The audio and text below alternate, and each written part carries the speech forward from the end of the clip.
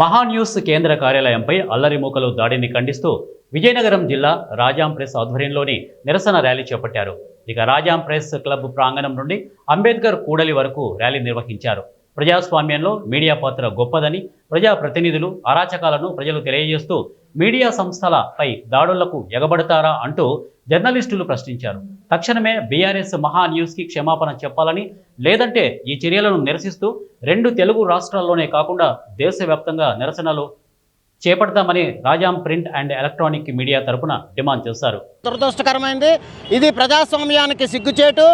2 తెలుగు రాష్ట్రాల్లో కూడా మీడియా సంస్థలపై ఇటీవల దాడులు ఎక్కువవుతున్నాయి.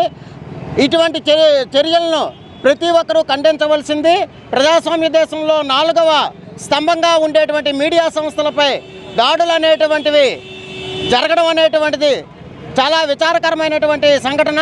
కాబట్టి ఇటువంటి సంఘటనలు పాల్పడుతున్న వారిపై ప్రభుత్వాలు కఠినమైన చర్యలు తీసుకోవాల్సింది. ఆ కార్యాలయంపై చాలా దారుణమైన సంఘటన.